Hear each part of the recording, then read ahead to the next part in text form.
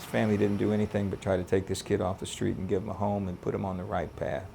And now they found themselves in this horrible situation where they're second-guessing everything.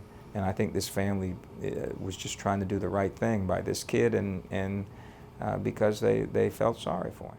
Are you Nicholas Jacob Cruz? Yes, ma'am.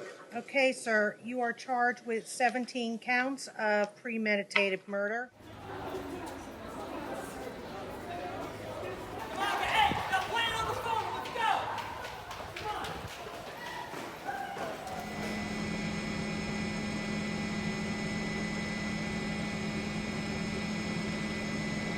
Their son met him last year at Douglas High School, and they became friends.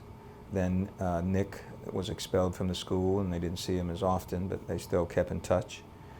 And Nick's mom died, and he wasn't doing, I guess, real well in the environment he was in up in Lantana. The son convinced the parents to let Nick move in their house. Apparently they had an extra room, and they moved all his stuff in right after Thanksgiving, within a few weeks of his mother's death.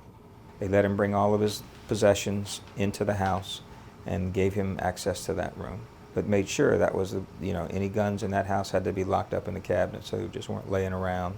And there was no indication that he had used the gun, had shot it, practiced with it, anything during the 3 months that he had been living there. They were not concerned that there was anything in his personality or they had seen that would cause him to believe that he was anything other than, someone who was responsible with guns.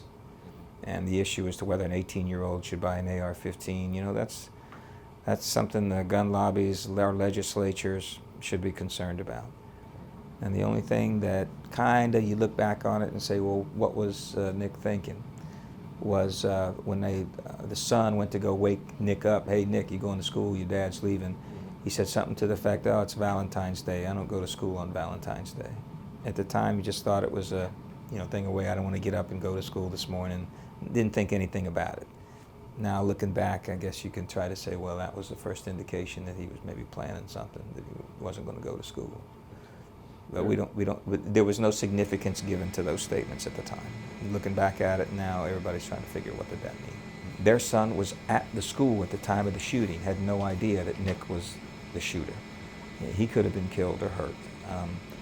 The mother told me specifically if she had suspected anything about this kid being violent or dangerous, she never would have let him into her house.